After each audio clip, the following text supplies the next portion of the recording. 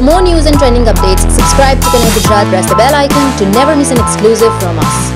આકાશમાં મુક્ત મને વિચારતા પક્ષીઓનો મધુર કલબલાટ સાંભળીને સ્વાભાવિક રીતે આપણને નીરવ શાંતિ અને અનેરો આનંદની અનુભૂતિ થતી હોય છે.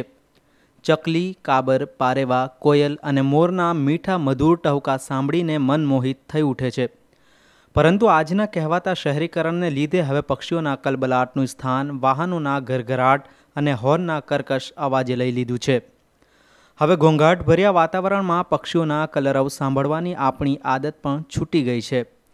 પરંતુ ગુજરાતમાં એક એવો વિરલ વ્યક્તિ છે જેને પક્ષીઓ પ્રત્યે વિશેષ લગાવ છે અને તેણે પક્ષીઓના અવાજ સાંભળવા માટે એક ખાસ ડિવાઇસ બનાવ્યું છે. जनरली बहुत सारी बर्ड हम देख के उनको पहचानने की कोशिश करते हैं, बट मैं उनको सुन के उनको पहचानने की कोशिश करता हूँ. हर एक स्पीशीज़ का कॉल अलग अलग होता है. जैसे हर एक इंसान का कॉल अलग होता है, वैसे हर एक स्पीशीज़ का भी कॉल अलग अलग होता है. सो मतलब आप कई बार ऐसा होता है कि कोई पंछी पेड़ में बैठा हुआ है, हम उनको देख नहीं सकते, बट अगर उनकी हमने आवाज़ सुनाई दी तो हम उनको तुरंत ही पहचान सकते हैं. सो इसलिए उनको आवाज़ से पहचानना बहुत ईजी है. આમ તો પક્ષીઓનો અવાજ સાંભળવા અને તેને રેકોર્ડ કરવાનો અત્યાધુનિક ડિવાઇસ માર્કેટમાં ઉપલબ્ધ છે, પરંતુ અમરેલીના વિરલ જોશી નામના યુવકે પોતાની આગવી સૂઝબૂઝનો ઉપયોગ કરીને માત્ર 400 રૂપિયાના નજીવા ખર્ચે એવું ડિવાઇસ ડેવલપ કર્યું છે કે તેનાથી તે આકાશમાં ઉડતા અથવા ઝાડ પર કલરવ કરતા કોઈપણ પક્ષીઓનો અવાજ સહેલાઈથી સાંભળી શકે છે અને તેને રેકોર્ડ પણ કરી શકે છે. तो इन रिकॉर्डिंग के लिए मतलब बहुत सारे कॉस्टली इक्विपमेंट की ज़रूरत पड़ती है, माइक की ज़रूरत पड़ती है, रिकॉर्डर्स की ज़रूरत पड़ती है और वो बहुत महंगे आते हैं. जब मैंने शुरू किया था तब मैं 11वीं में था, तो डेफिनेटली इतना तो फाइनेंशियल सपोर्ट करना डिफ़िकल्ट था.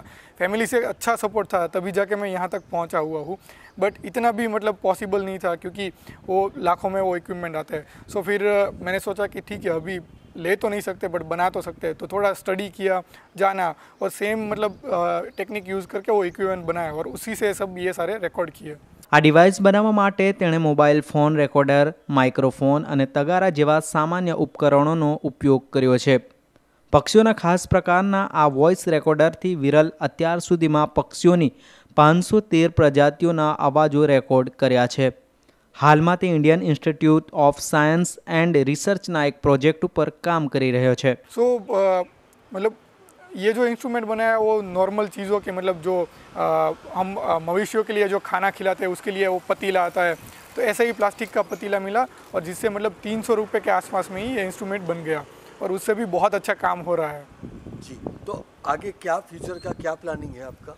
सो अभी तो इतनी ही स्पीशीज़ रिकॉर्ड हुई है. मेरी इच्छा है कि मैं भी और भी स्पीशीज़ रिकॉर्ड कर सकूं ताकि मतलब हम उनको जान सके और अगर उनको जानेंगे तो ही हम उनको बचा सकेंगे.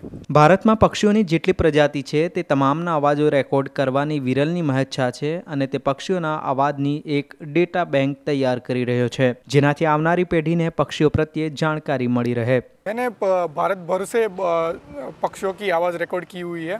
मैंने उत्तराखंड में जाके बर्ड्स की कॉल रिकॉर्ड की हुई है. गुजरात में बर्ड्स की भी कॉल रिकॉर्ड की हुई है और साउथ इंडिया में जाके भी वेस्टर्न घाट से बर्ड्स की कॉल रिकॉर्ड की हुई है.